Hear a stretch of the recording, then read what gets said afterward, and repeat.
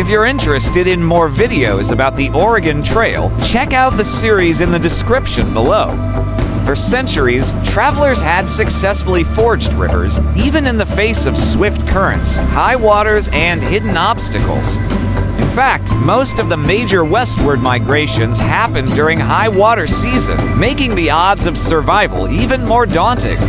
In April of 1840, a traveler named J.C. Penney wrote, "We are now in the very heart of the mountains, and the road is extremely bad. The river overflowing its banks making the most dreadful quagmire. Yet crossing rivers seemed to be an almost universal experience for these pioneers." They had no choice. For more information on the Oregon Trail, including maps, journals, and more, visit the official website. While the Oregon Trail is often thought of as a dusty trek over dry land, nearly 1/3 of the trail was alongside rivers, many of them quite large. The Rocky Mountains rise up abruptly from the Great Plains, leaving little room for a path to wind around the many streams and creeks. So rather than going over or under these waterways, the pioneers pressed on through. But fording a river could be tricky business. Travelers had to know how deep the water was and if the bottom was muddy or full of rocks. A false move could sink a wagon, and supplies and baggage had nowhere to go once water started sloshing in. The pioneers did have some tricks for safety, though. If possible, they would try to ford rivers at low water crossings, places where the water was consistently shallower because the ground beneath it was higher. Others might choose a spot with a sandy bottom, which was easier to pull a team of oxen out of if they got stuck. Sometimes they would send a man ahead to scout the crossing. And when all else failed, travelers used long poles to test the depth and strength of the riverbed. There was another option, though, building a raft. A raft, unlike a boat, had no means of steering, so it was only good for going with the current. But for certain rivers like the Platte and the Snake, where the current was swift and unrelenting, that was exactly what you wanted. When Jason and his family reached the Platte, they chose to build a raft. Jason watched as others before him struggled to ford the massive stream. He decided to try the raft instead. With two of his companions, he used long poles to push off and let the current take them downriver. For several terrifying hours, they were at the mercy of the water until finally reaching calmer waters. But the river had taken its toll. Their raft had broken apart and their goods were ruined. It wasn't always easy to find the materials needed to construct a raft, nor was it easy to unload wagons onto them. Still, for some rivers, it was better than the alternative. Rafting had its own challenges. Travelers had to know how to handle a raft, watch for underwater hazards, and be prepared for sudden rises in water level. One group described their experience on the Snake River in their journal. The river being very high and the current very rapid, we found great difficulty in keeping our raft together. Several times we expected to be thrown into the river, but by great exertions we succeeded in keeping it all together. Not only was the process of loading, launching, and unloading a raft time-consuming, it was also risky. In 1864, the Baker family and their 5 children got into their raft and were swept away. After 3 days on the water, their raft was destroyed and only 2 of the children survived. What if a river was too high to ford and too dangerous to navigate on a raft? What then? The answer was a ferry. Ferries were relatively easy to transport, requiring only a team of oxen to move them overland. Once at the river, the ferry would be dropped into the water and the pioneers could use it to carry themselves and their supplies across. But ferries required deeper water than a raft, and they couldn't be used in strong currents.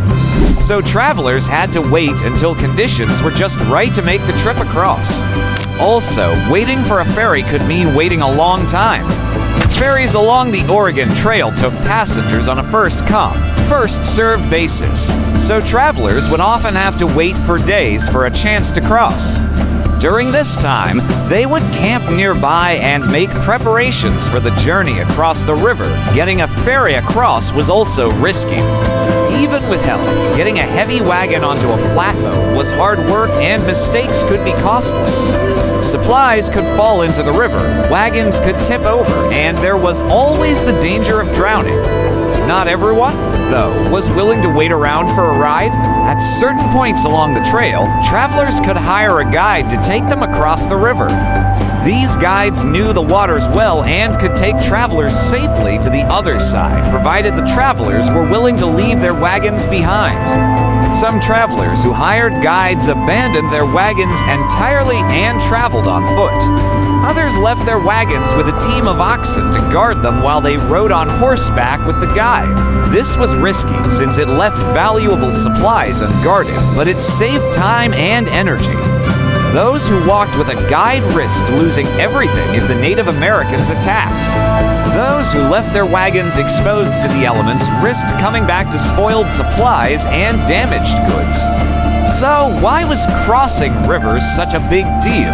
Why were these giant bodies of water such a threat to those traveling west? For one thing, rivers were unpredictable. Though many of the rivers were well known to the travelers, the weather could change things quickly. A storm could come through and raise the water level overnight, turning a shallow crossing into a raging torrent.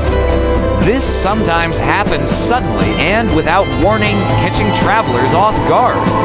People traveling along the Oregon Trail learned to pay attention to the sky. Dark clouds and strong winds meant rain. Rain meant swollen rivers. Swollen rivers meant death. Between 1841 and 1869, more people died on the Oregon Trail due to drowning than from any other cause. Rivers also carried a constant threat of losing supplies. If a traveler fell in, they could lose important documents, medicines, or tools. If a horse or ox slipped, they could fall and break a leg, making the rest of the journey difficult or impossible. And if a wagon tipped over, precious cargo could spill out and be ruined. Crossing rivers required planning, preparation, courage, and luck. There was no easy way to get from one side to the other, but the pioneers managed. They planned routes that avoided dangerous rivers whenever possible. They prepared by scouting locations, gathering materials, and making sure their animals were rested and ready. They crossed with courage, knowing that there were risks, but trusting in their own abilities and the help of others. And they relied on a little luck, hoping that the river would be kind and the crossing would be smooth. Most importantly, they remembered that they weren't alone. The pioneers helped each other through difficult crossings, sharing supplies, equipment, and even animals. They knew that they were all in this together, and that the journey was easier when they worked as a community. Today, visitors can explore sites along the Oregon Trail, including rivers like the Platte and the Snake. By understanding the challenges that the pioneers faced in crossing rivers, visitors can gain a deeper appreciation for their courage and resilience. They can also learn about the natural history of the rivers and the role they played in shaping the West. For more information on the Oregon Trail, including maps, journals, and more, visit the official website. What's harder than crossing a river? Crossing a river without a bridge, especially if you're doing it in the early 1800s and your only options are to walk in freezing cold water, get your wagon stuck in the mud, or convince a random dude with a ferry to take you across. Today, we're looking at how pioneers overcame one of their biggest obstacles, the rivers that separated them from the Oregon Territory. Because rushing rivers were not only dangerous, they also stood between settlers and the promise of fertile land. So pioneers had three options. They could wade in and hope they didn't drown. They could caulk and float, or they could use a ferry. The first option is probably the most straightforward, but it wasn't always. The riverbed might be solid, or it might be quicksand like mud that sucked wheels down inch by inch. Sometimes, travelers would strip down to their underclothes to avoid ruining what little clean fabric they had left, and then they'd wade in, waist deep, hearts pounding. Every crossing felt like a gamble. As one traveler wrote, we could see where the water was too deep for our team to stand. We backed the wagon down to the bank and unhitched the oxen, all but two. The two oxen swam out and fastened themselves to the wagon bed. Then, four of us men stripped off our coats and shirts, leaving our overalls and boots on, and waded in up to our waists. The water was icy cold. Many diaries describe this crossing method as exhausting, scary, and cold. Even when the water wasn't filled with hidden dangers, fording still took time and energy that travelers didn't always have to spare. One traveler noted on April 1848, "We ford the South Fork of the Platte River. The water is high and cold. Our party lost a yoke of oxen by drowning. Imagine if the car you were driving suddenly started sinking. Now add horses and wagons and a lot more water, and you have a recipe for disaster." Our second option is probably not what you expected. In some cases, pioneers did something you wouldn't think possible. They caulked and floated. Some wagons were built specifically for river crossings with hollow boxes to keep their contents dry. Most, though, were not. They were made of heavy wood designed to carry cargo across plains, not floated across rivers. For deeper crossings, many wagons were converted into rafts. Travelers sealed the seams with tar, wax, or even pine pitch. They removed heavy supplies, tied up the oxen on shore, and floated the wagon across, hoping it stayed upright. This required calm water and steady hands.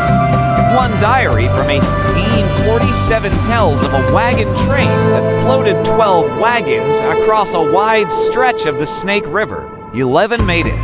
The 12th, it hit a submerged tree stump, tipped over mid-river, and lost everything: clothing, food, and tragically, a child. There were no life jackets, no rescue teams. Just silence as the current carried lost downstream. Floating your wagon might seem crazy, but it was an option pioneers actually used frequently. When they reached major rivers like the Snake or Columbia, travelers would spend days scouting for suitable crossing spots and waiting for the right weather conditions. They wanted shallow, slow-moving water and lots of sunshine to keep the ice from forming. Once they found a likely spot, the real work began. A pioneer described it as, "We now commenced unloading our wagons, throwing out bed, baggage, chairs, tables, everything we had. Men, women, and children went into the water up to their waists to hold on to the wagon and keep it steady while others paddled around and under the wagon with long poles to push off the mud at the bottom and keep it afloat. Thus, we got the wagons into deep water. You can almost feel the tension as they describe the scene. What if the wagon tips over? What if someone gets swept away by the current?" After the wagons were unloaded, it was time to float them across. Anxiously, travelers pushed the raft away from the shore, trying to keep it stable. Then they paddled behind it, guiding it toward the opposite bank. When it worked well. Several travelers reported crossing the river this way without incident. But when it didn't, the results were tragic. Like the family who lost everything and, heartbreakingly, their child. Rafting wagons was risky, but it was a risk many pioneers were willing to take because the alternative was worse. So let's talk about that third option. Ferries. In some rare spots, entrepreneurial settlers or ex-travelers set up ferries. Wooden rafts with ropes or pulleys that could carry wagons across safely. But ferries weren't free. Prices ranged from a few cents to several dollars. And when your entire life savings was tied up in flour and coffee, that fee felt steep. Some ferrymen were known to raise their prices during peak crossing season, knowing desperate families would pay anything to avoid the water. Imagine paying $1,000 for a ferry ride today. That's the equivalent of what pioneers paid in the 1800s. But at least it was a guaranteed way to cross, right? Ferries weren't foolproof. They could break free. They could capsize. Accidents still happened, just fewer than with fording. In fact, one traveler reported seeing 5 different accidents on one busy day. Even the ferry operator's son drowned trying to help a stalled wagon. These stories are important to remember because pioneer life was hard enough without deadly river crossings. When people did survive these crossings, it was often thanks to community. Despite the risks, travelers continued to use ferries, partly because there were few other options. Ferries were also convenient.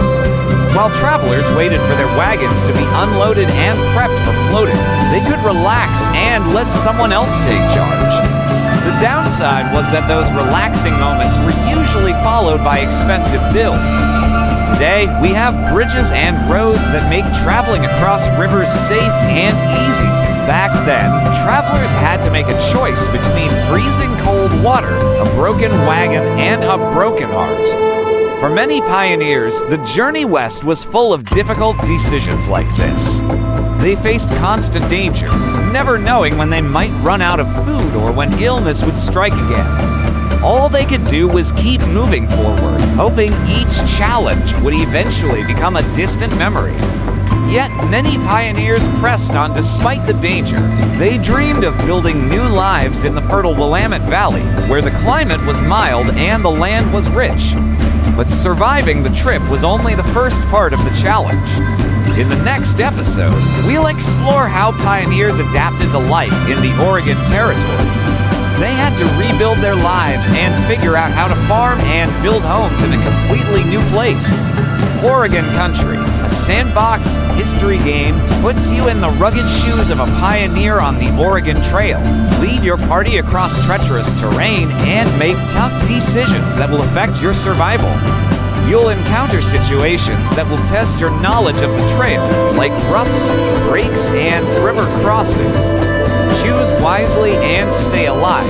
If you want to play, click the link below. The top 3 players from each platform will win a prize pack from us and a 6-month subscription to Curiosity Stream. This river crossing was deadly, but pioneers had to do it anyway. First, they'd study the river. They'd watch the current, probe the depth with sticks, and send someone across first, sometimes a young boy on horseback, to see if the water was too high.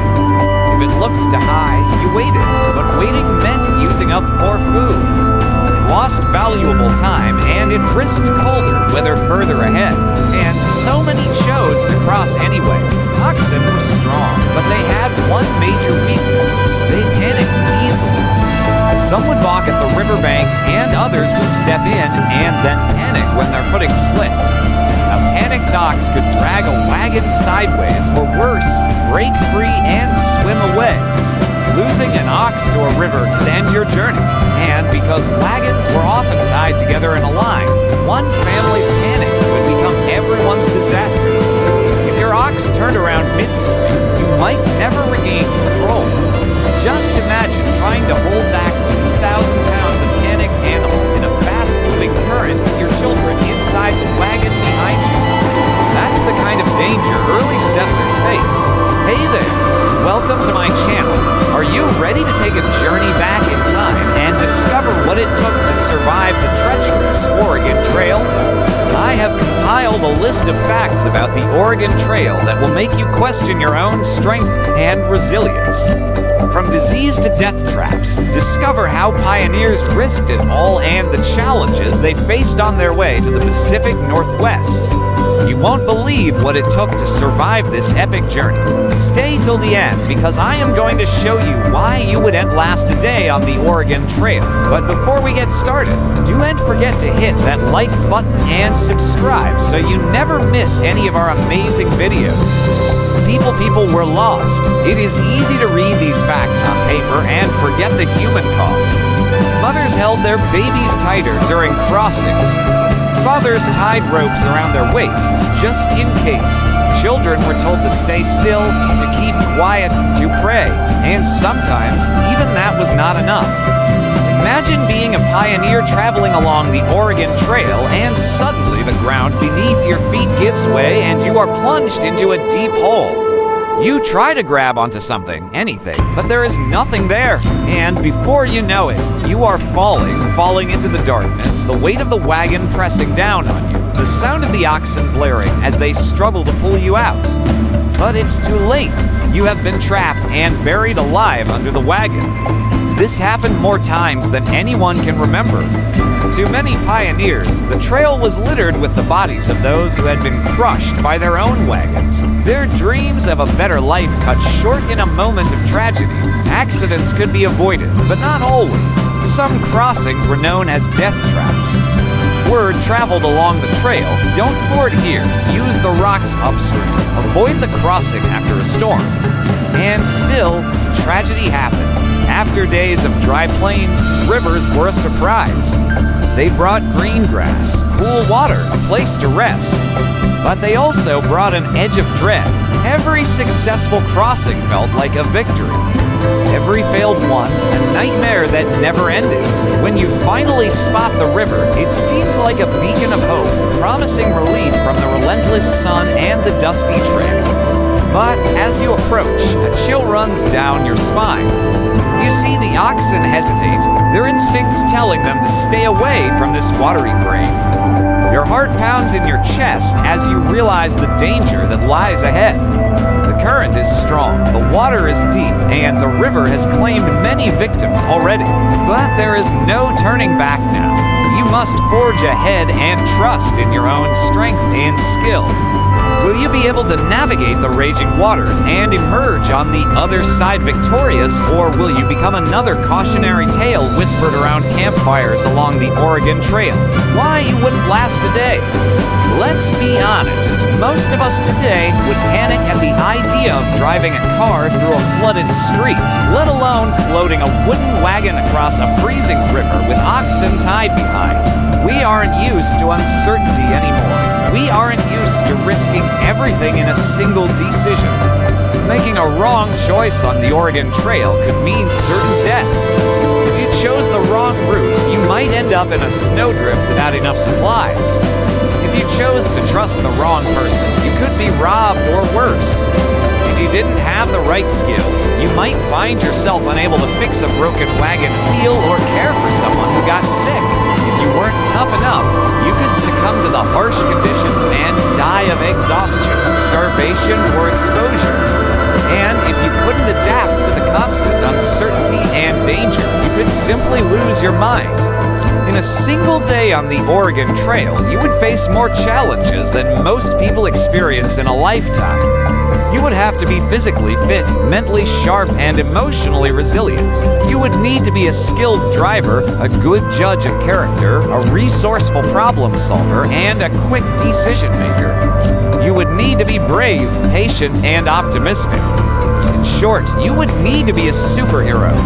So let's be real, you probably wouldn't last a day on the Oregon Trail.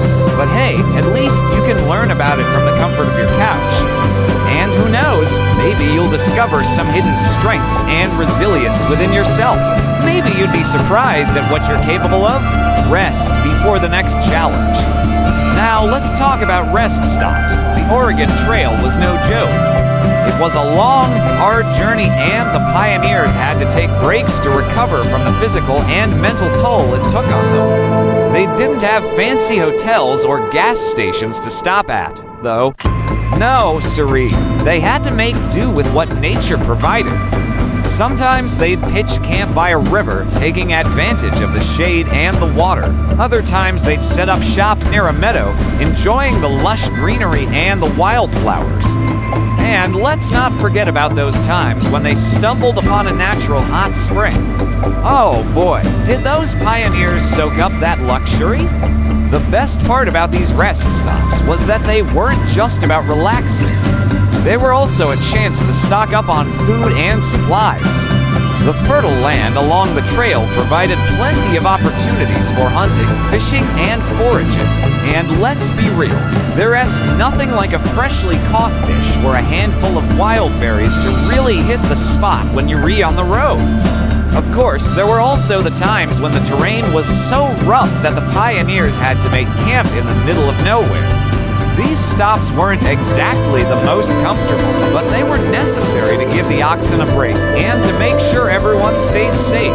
All in all, the Oregon Trail was a test of endurance, but the pioneers made the best of it. They knew that rest stops weren't just about taking a break, they were about staying alive.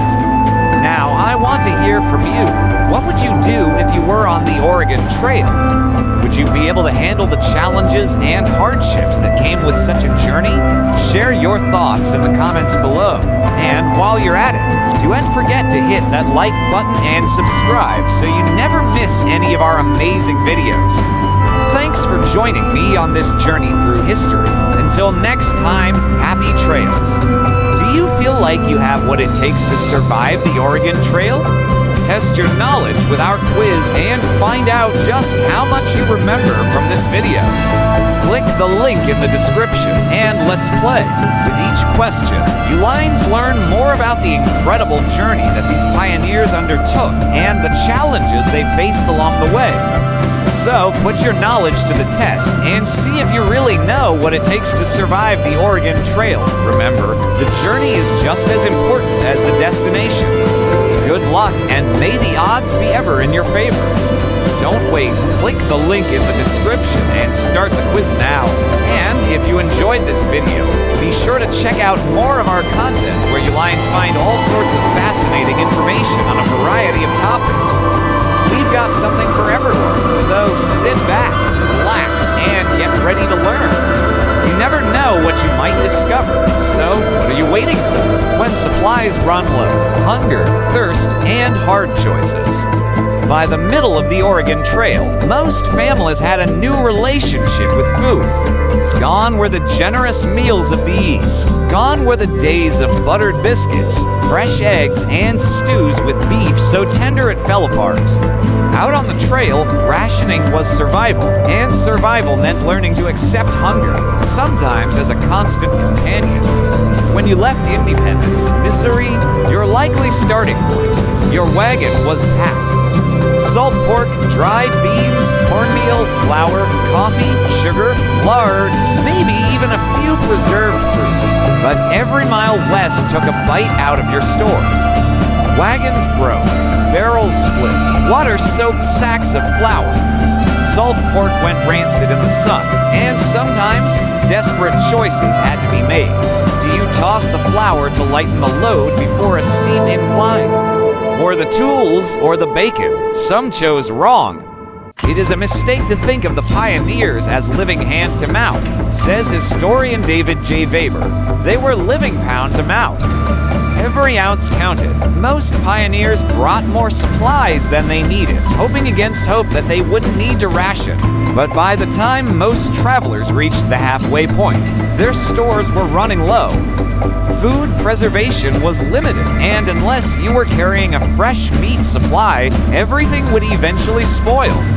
Bread baked with rancid bacon grease or flour mixed with dirt and grit from the trail. Beans infested with weevils, milk sour and curdled. Salutations turned hard and crusty. Most threw away at least one barrel of something before reaching the end of the trail. Rationing wasn't just a smart idea, it was a law of survival. Most pioneers adopted fixed rations, a half pound of flour per day, a strip of bacon if it hadn't spoiled, 1 cup of beans boiled into something resembling soup. If there was coffee, it was usually weak, maybe reused from the day before. Sugar was saved for the children, or for illness. The only way to stretch supplies was to eat less. And when hunger set in, it was a constant companion for months at a time. If you were lucky, you might have had something rare, like hardtack. This hard, dry biscuit was a staple, made from flour and water, sometimes a bit of salt. It was nearly indestructible. Soldiers ate it in war. Pioneers nodded on the plains. It tasted like cardboard, broke teeth if you weren't careful, and often came crawling with weevils. Families that didn't bring enough supplies were forced to hunt and fish. Along the Missouri River, buffalo were plentiful. An entire village could live off one buffalo. The hide could be used for shelter, clothing, and tools. The meat sated hunger and could last a while, especially if it was dry.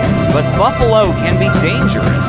Many times more pioneers died from injuries sustained during a buffalo hunt than from disease or starvation.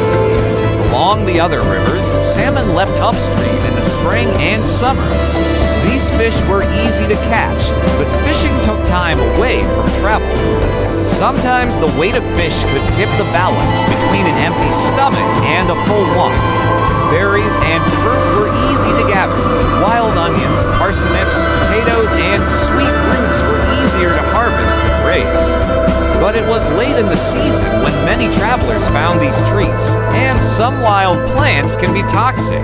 So pioneers who relied on what they could find along the trail faced danger, as well as hunger. Most supplemented their diet with what they grew. Corn was a favorite because it grew quickly and provided enough kernels to last a family all winter. Others brought squash, pumpkins, beets, and turnips. Hunting, fishing, and foraging could keep a family going, but it took work and some luck. If a pioneer was too sick or too injured to hunt, fish, or forage, he or she might not make it to the end of the trail. And traveling with an invalid added stress to an already difficult journey. In fact, most pioneers brought along a doctor, either a professional or a skilled midwife. But even their skills couldn't save everyone. About 15% of the people who started the Oregon Trail died before reaching the end, most of them from diseases brought from the east. Cholera, typhoid, smallpox, and measles were common. And dysentery was almost guaranteed. The most miserable part of all was the stench of rotting flesh. Corpses were buried along the side of the trail, but grave diggers had to wait until a body was bloated and decaying before they could lower it into the ground. Pioneers who traveled through in the hot summer months were forced to smell their companions decay. Even with the best medical care, there was no escaping this stench. In addition to the physical tolls, hunger and sickness took an emotional toll on pioneers. Mental health was a casualty of the trail, too. Today, we understand grief and depression as mental illnesses, but back then, people didn't talk about such things. Historians can only speculate about how much mental illness existed along the Oregon Trail, but journals tell stories of loneliness, fear and sadness. The isolation and stress of the trail tore some families apart. And a parent who lost a child or a partner could spend the rest of the trip alone. If pioneers were mentally ill or couldn't work due to illness or injury, their traveling companions had a tough decision to make. The party could carry the person along, but that might mean less food for everyone else. In some cases, the group might be able to leave the person with another party, but not all travelers were willing to risk that. Eventually, some people were abandoned on the trail, left to fend for themselves, or, worse, left to die. Those left behind had no chance of catching up to the main groups. There were no roads. There were no landmarks except natural ones, and there was no guide. No one knew where the others had gone, so they were unlikely to find them again. The lone traveler's chances of survival depended on whether they could hunt, fish, and forage enough to keep themselves alive until they found a settlement. Most did not survive. Those who did tell stories of the trail that attracted even more settlers to head west, despite knowing what awaited them. For centuries, travelers crossing North America's Great Plains followed the Mississippi River. That is, until 1804, when explorers Meriwether Lewis and William Clark found a shorter route to the Pacific Northwest. Their path became known as the Oregon Trail. Between 1841 and 1909, more than 400,000 pioneers traveled west on the Oregon Trail. They were a diverse lot, including African Americans, Native Americans, Mormons, Chinese immigrants, and many families simply looking for new lives. Traveling the Oregon Trail was expensive. It cost about $200 in today's money to travel the full length of the trail. Not everyone could afford that, so many families pooled their resources together and traveled in groups. These parties usually had between 30 and 50 members. The more people, the better the chances that someone had a skill that could help the group. Hunters helped feed everyone. Midwives delivered babies and doctors treated the sick. Surveyors kept the group on track, and everyone pitched in to cook, clean, and care for the oxen that pulled their wagons. Travelers usually set out in the spring when the weather was warm. The rivers were high and the buffalo were plentiful. Each party had a captain to lead them from one stopping point to the next. Members of the party rotated duties, helping the captain plan their route and decide when to move on. At each stop, they had to consider how long to stay, what to do, who was working, and who needed rest. Everyone had to cooperate to keep the party moving toward Oregon. The Oregon Trail had a reputation for being deadly. About 15% of the people who started the journey died before reaching the end, mostly from diseases brought from the East Coast. Cholera, typhoid, smallpox, and measles were common. Dysentery was almost guaranteed. Imagine spending months in close quarters with people who do and know how to properly dispose of human waste. Dysentery was a terrible way to die. Victims suffered bloody diarrhea, fever, weakness, and stomach pain. People with dysentery were isolated from the group to prevent the spread of the disease, but they still had to be fed and cared for. As they grew weaker, they needed help to do even simple tasks. Unfortunately, no one wanted to come near them, so most died alone. Some travelers had bad luck with their equipment. Wagons could break down or tools could wear out. Some pioneers were injured and needed help. Whatever the reason, some people died along the trail. It was necessary for the sake of the group that their companions bury their dead companions as quickly as possible. The summer heat made this unpleasant duty even worse. Corpses had to bloat and partially decompose before they could be lowered into a shallow grave. This prevented the body from bursting open and contaminating the water and soil. It also prevented wild animals from dragging the corpse out of the grave. But this meant that grave diggers had to wait several weeks before burying their friends and family. And everyone had to deal with the stench of rotting flesh. What would you do to survive a month on the Oregon Trail? Will you ration your food? Will you hunt buffalo? How will you deal with the sick and the dead? What would you do if you had to abandon your wagon? What would you do if you had to abandon your pet? Would you finish the journey if you were the only survivor of your party? We want to hear your story. Share your ideas and learn more about what life would be like if you had to survive a month on the Oregon Trail. People today complain about uncomfortable things they have to endure while traveling. We talk about how frustrating it is when our flight gets delayed, or when the hotel room is dirty, or when we restuck in traffic. But it's never as bad as it was back then.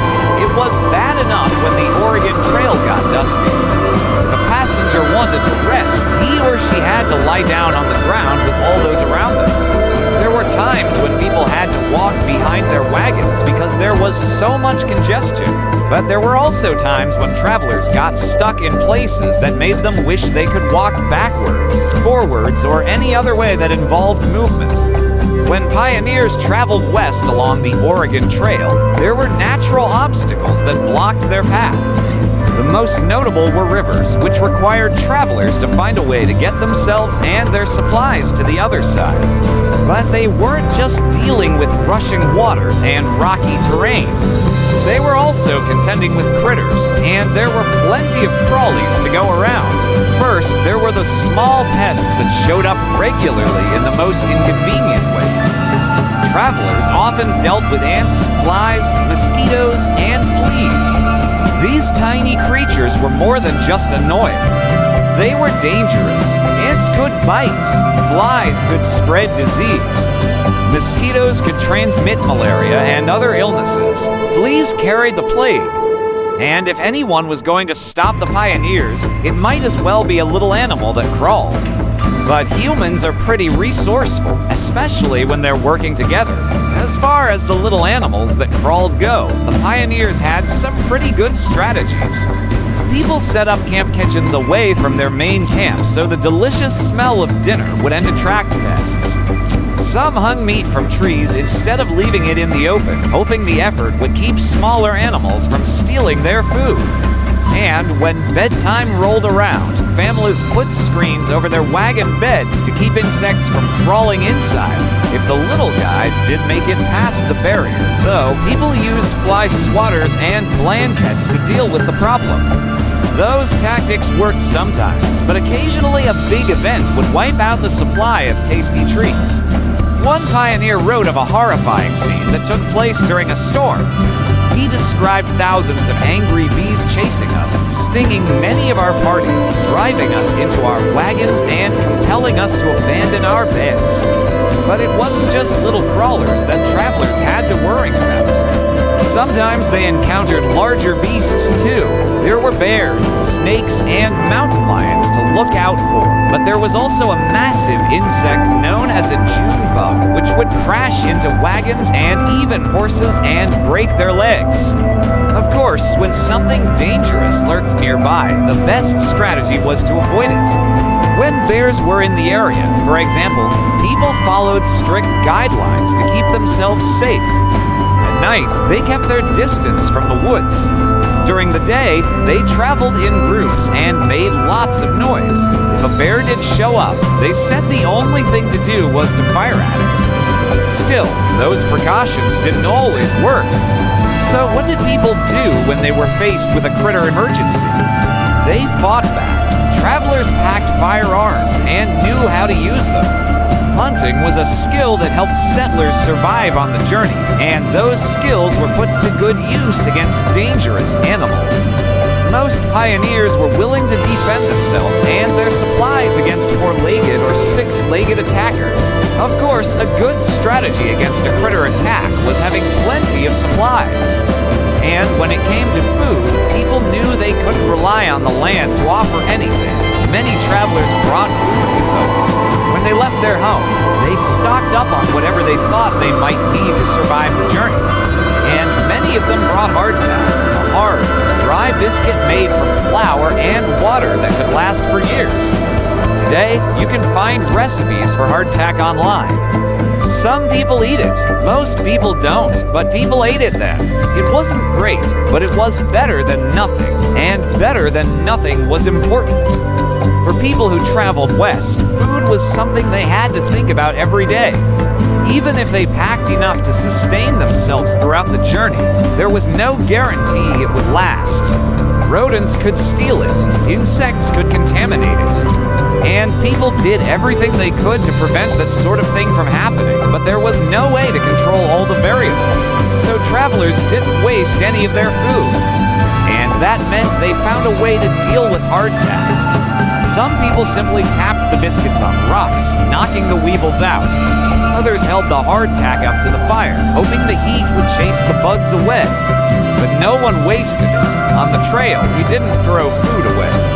Now, it's not just creepy crawlies and hungry critters that travelers had to worry about. There was another kind of danger lurking in the wilderness, and it wasn't always obvious. The elements could be harsh and unpredictable. Travelers braved scorching sun, freezing cold, wind, and rain. Those conditions could change quickly, and they could also change a traveler's experience of something essential, water. People today take water for granted. We turn on the tap and it appears.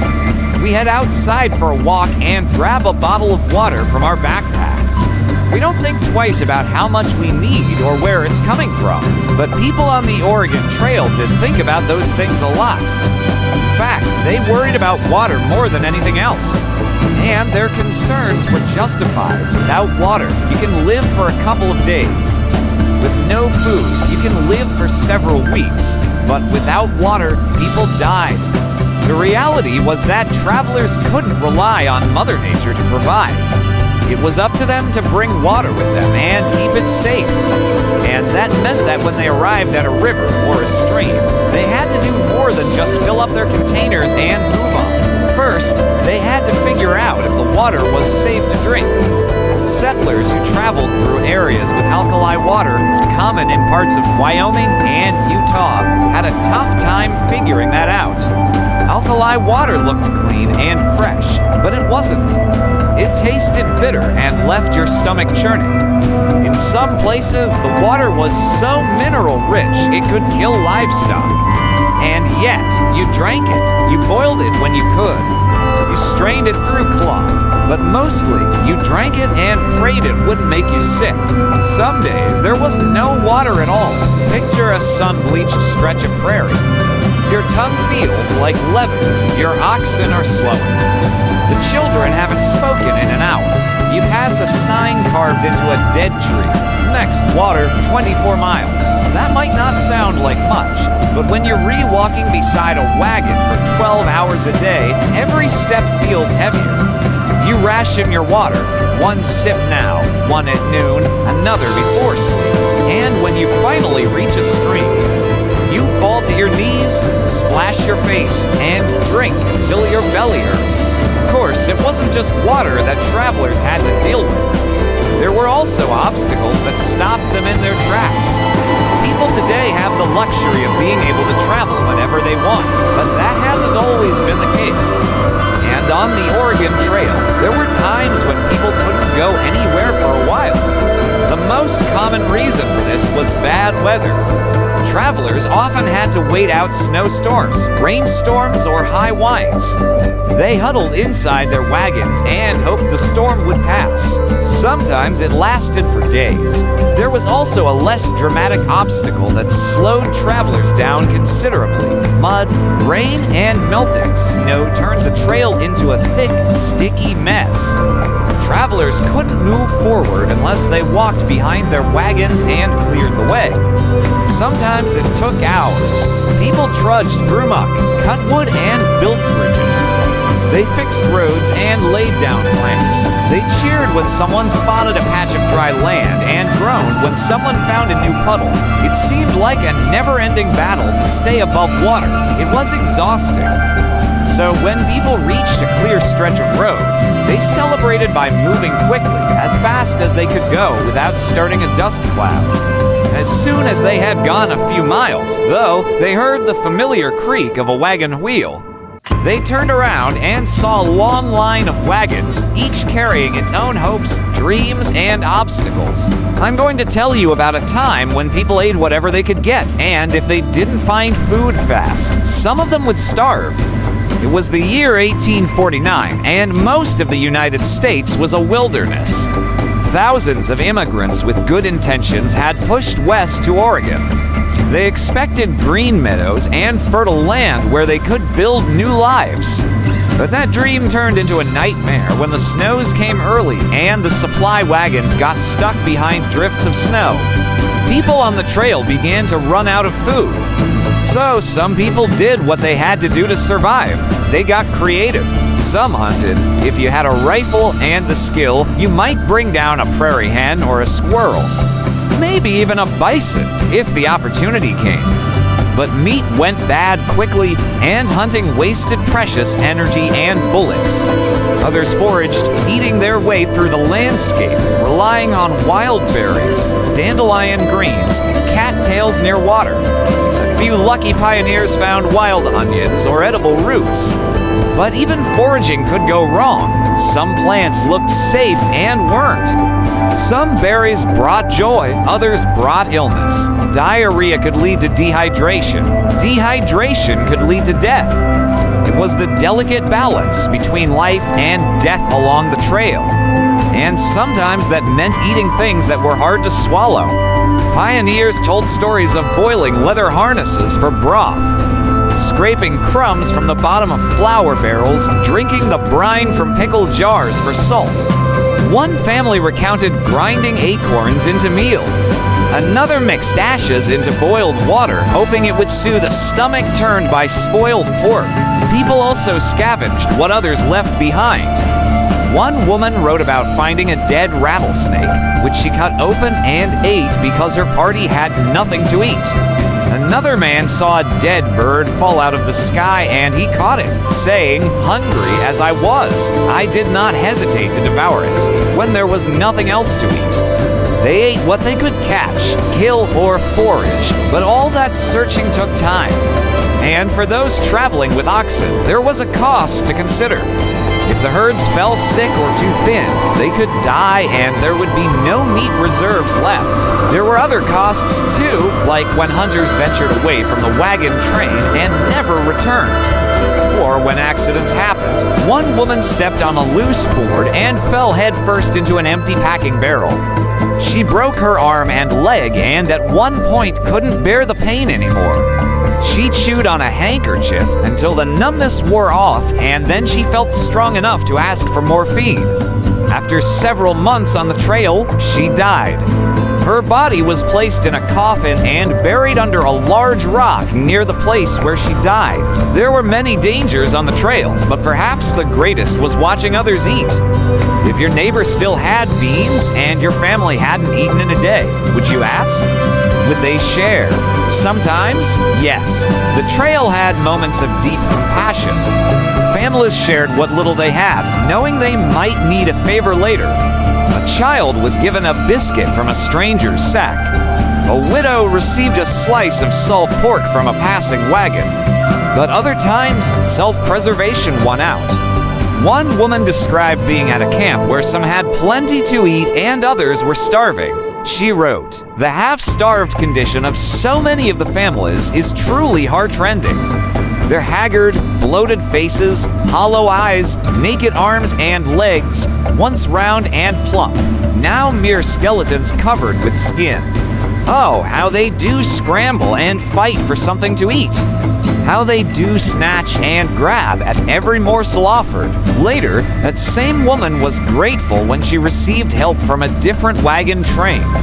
She wrote, "Our supplies were nearly exhausted and we were literally famishing with hunger. We could not get a bite to eat, nor could we beg or borrow anything. Everything had gone on previous trains. Our only hope was in reaching the next supply station, 70 miles distant, and getting something to eat before we starved on the road. For a while, hunger made everyone desperate. But these were resilient people, no matter how hungry they became. None resorted to cannibalism. No one killed another person and tried to eat them. But they did kill each other's hopes and dreams. As more and more people died, the survivors grew weaker. At one point, the entire wagon train split apart. Some wanted to keep moving toward Oregon. Others wanted to stay put and wait for rescue. It was a tug of war over rations, and it was ugly. People threatened each other. They fought over dead animals. And when a relief party finally arrived, they found two men who had killed each other. So the rescuers had to settle a murder trial before they could help anyone. As the weeks went by, people started to forget what it was like to feel full. They grew used to the gnawing in their bellies. Most said it was better to live on the edge of starvation than to go back east. They endured. Along the way, children were born, and it seemed like nothing could break their spirits. That is, until the day the first wagon arrived in Oregon. This family stepped out of their wagon, shaky and weak, but alive. They had walked into a paradise. There were meadows filled with sweet grasses and flowering shrubs, rivers full of fish, streams that tasted like milk, valleys rich with ripe berries. The settlers had reached the end of the journey, but it would take years before they could rebuild their strength. And no one knew if they would ever forget the taste of starvation. In the early days, Oregon was called the Sixth Delight, and that was not a compliment. Typhoid fever hit the settlers hard, and the local Native Americans had never seen so many sick people. Eventually, the tribes realized they needed to help the newcomers. So the missionaries and the chiefs met together and they agreed to make a medicine walk. The whites gave the Native Americans gifts, blankets, beads, handkerchiefs. In return, the tribes helped carry the sick. When someone died, the Native Americans let the settlers bury their dead along the riverbanks, but the trade did not last long. As the immigrants got healthier, they stopped giving gifts and the Native Americans stopped helping. Before long, the missionaries were complaining about the tribes and the chiefs were going to war. The story of Oregon is one of sickness and survival, gold rushes and genocide, love and loss. But today, I want to focus on the foods that help the settlers stay alive. At first, the pioneers relied on the traditional American diet, but that changed when they ran out of imported goods. They adapted and they ate what they could grow, catch or forage. They planted wheat, barley, peas, potatoes, and carrots. They dried fruit and meat and smoked fish. They pickled onions and cucumbers. But they also did things that modern Oregonians wouldn't recognize. They ground acorns into flour. They dug up camas bulbs and parboiled them. They gathered bitter cherry pits and pounded them into meal. And they even used stinging nettles and miner's lettuce. While the Native Americans were happy to share their harvesting techniques, they were less willing to share their recipes. The settlers soon learned that stinging nettles are delicious when ground into a powder and mixed with flour. They could make bread out of it. They learned how to roast the bitter cherry pits until they were sweet. They found that camas bulbs could be mixed with wheat berries to make pancakes. Oregon is known for its abundance today, but that wasn't always the case. For a while, farming was easy. The soil was rich and the climate was mild, but then insects came. Tent caterpillars and grasshoppers, beetles, and mealybugs attacked the settlers' crops. Farmers shot at the grasshoppers, but there were just too many. Then came the droughts and the dust storms, followed by the Great Depression and World War II. By 1934, 23% of Oregon was unemployed. Many farmers lost their farms and had to move to cities, but Oregonians adapted. Families held canning bees and food preservation days. Farm wives traded goods at roadside stands. People made do with less and ate what they could grow, catch or forage. During World War II, the federal government encouraged people to grow their own victory gardens. And Oregonians did it big. More than 265,000 Oregonians grew food at home. Victory gardens provided almost a fourth of the vegetables consumed in the state. Today, you can still find recipes for wild berries, stinging nettles, and salmon berries in Oregon cookbooks. You can buy salmonberry jam at the Saturday Market in Portland.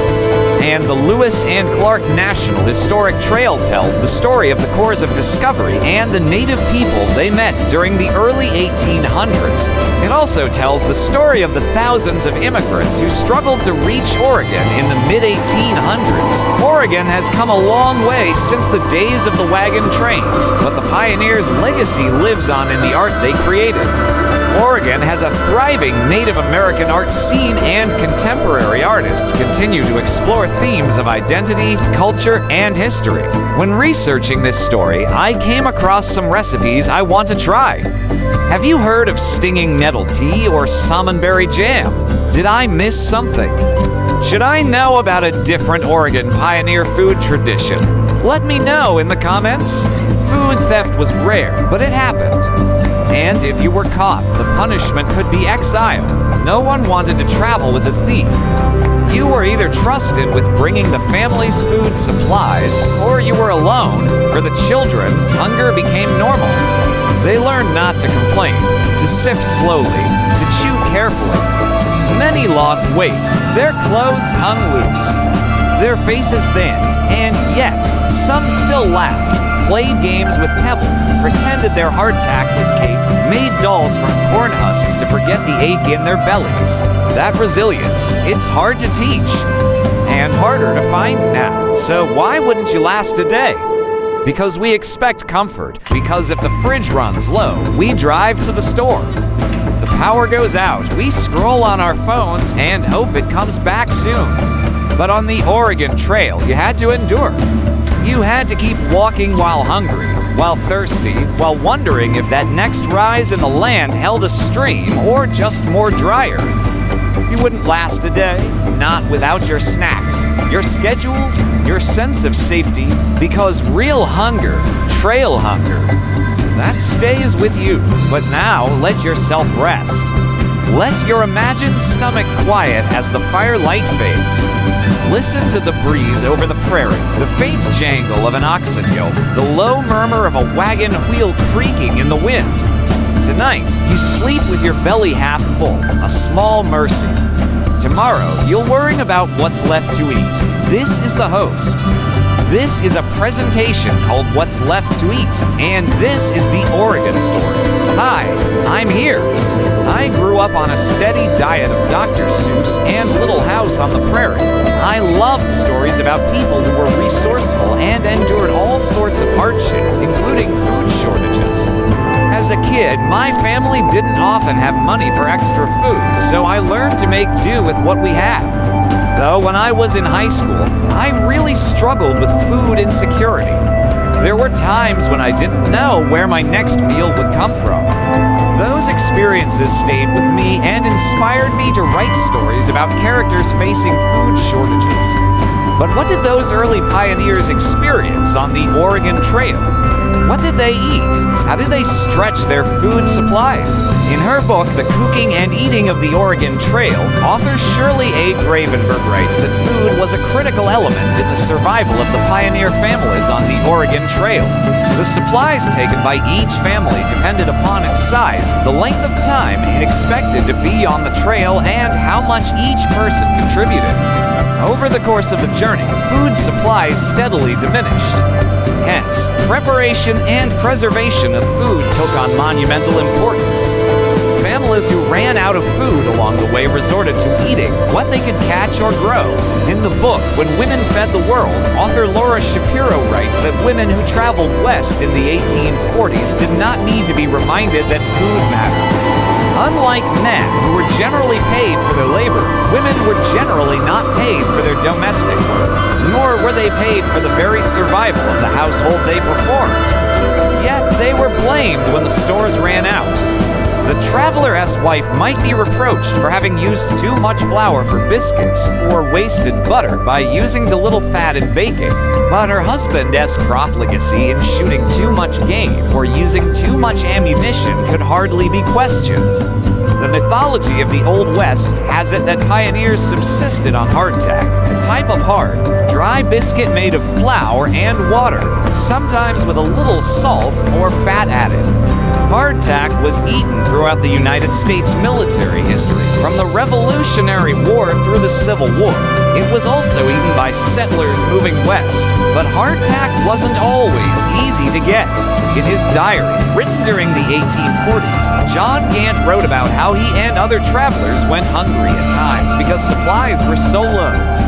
One entry reads, "We traveled all day without seeing any game and were obliged to subsist on the remains of our provisions, which consisted of only a few crackers, some bacon, and a small quantity of rice. We killed the geese, but these afforded us but little sustenance." In her book, Life on the Oregon Trail, author Helen Viola writes, "The typical pioneer breakfast consisted of coffee, milk, eggs, if available, bread, and butter, meat, such as bacon or dried meat, and sometimes milk or fruit. Lunch was usually the same as breakfast. Dinner might include vegetables if the family had planted a small garden, raised an onion patch, or dried vegetables. Otherwise, dinner consisted of bread, meat, milk, and occasionally fruit. At times, there was very little variety. The diet of one family might consist of nothing but bread, meat, and milk. But generally, there was something to eat. Of course, that varied from family to family. Some families brought enslaved people with them on the Oregon Trail, like the Shevs family. William Shevs and his wife Elizabeth brought two enslaved people, Charity and Sylvanus, with them on the trail. Historian Karen Sanchez writes in the Journal of Southern History that after years of living on the Louisiana frontier, Shevs and his family set out for Oregon Territory. In 1843, taking with them property valued at $7,000, including 200 head of cattle to wagons, household goods, and most significantly, the enslaved people Charity and Sylvanus. Along the way, the family's enslaved workers cooked meals for everyone, preserved food, and cared for the younger enslaved people. enslaved people were considered property, so they weren't listed on the manifest, the document that listed passengers on the wagon train. However, one contemporary account tells us that Charity gave birth to a baby boy on the trail. Karen Sanchez writes that we know Charity's story because she named her baby in honor of the chief factor at Fort Vancouver, John Gant. He, unlike most whites on the Oregon Trail, treated Charity and Sylvanus as human beings rather than property. And he kept records of the births, deaths, and marriages among the enslaved people he met on the trail. The Oregon Historical Society holds these records, including the birth record for Charity's son. It says that on September 16, 1840, at the Dalles on the Columbia River, Charity, a slave woman belonging to Mr. W.C. ship, was delivered of a male child born in good health and baptized in the name of John Gant. And I want to pause here. Yes, part of understanding the Oregon story includes acknowledging the role enslaved people played in the settlement of the region. And yes, even though this is a food program, we can't talk about food without talking about the forced labor of enslaved people. Enslaved people were integral to the development of the U.S., and it is impossible to tell the food history of this country without acknowledging the contributions of enslaved people. Karen Sanchez writes, enslaved people were integral to the economic development of the Northwest. Using skills and knowledge rooted in African traditions, they adapted crops such as wheat, potatoes, and corn to local conditions, developed new harvesting techniques, and created products like dried fruit, salted meats, and flour from locally produced grains. In spite of the hardships they faced, enslaved people were integral to the development of the Willamette Valley into an agricultural center. As I've been reporting this series, I've thought a lot about the stories we choose to tell and whose stories get told. I am grateful that more and more institutions are making materials about Native American history and culture and Black history and culture more accessible, but there's still a lot of work to do. Historians estimate that between 1841 and 1860, fewer than 3,000 enslaved people made it to Oregon. In contrast, the Oregon Historical Society reports that about 100,000 white immigrants arrived in Oregon during that same time period. Historians estimate that of the 3,000 enslaved people who arrived in Oregon, more than 2,000 escaped or were freed before the Civil War ended slavery in the United States. For more information about the lives of enslaved people in Oregon, I recommend checking out the Oregon Historical Society's website. Back then, along the Oregon Trail, people preserved food using several methods, including drying meat by hanging it up to be smoked or left out in the sun. They salted meats to keep them from spoiling. And many families took along pickled vegetables. Some families canned fruits and vegetables. But canning was a newer technology, and not every family had the equipment or the know-how to do it properly. Alcohol was also popular because it was safe to drink, and it was a way to kill time. Breweries popped up along the route. Several travelers wrote about stopping at breweries on the trail. The beer was cheap and plentiful and a welcome change from drinking plain water. On this journey, your group has been traveling for weeks. Food is getting low, tempers are fraying. Then suddenly you see it, a stand of trees in the distance, promising shade, maybe even water, and then you see it again. You climb higher and higher until you reach the top of the rise and see nothing but more dry ground stretching to the horizon. Disappointment settles over you like a shroud? You turn back toward the wagon train, wondering what's next. What would you take on the Oregon Trail? Would you last a day? Would you keep going even if you were hungry? What would you do to prepare for the journey? Find out more about the journey ahead at PBS, Orgai Oregonski. That's what's left to eat. Thanks for watching. This episode was produced by Oregon Historical Society and PBS Digital Studios. Thanks to our supporters for making this series possible. And a special thanks to the team at PBS Digital Studios for their partnership on this series. All the best to you. Until next time.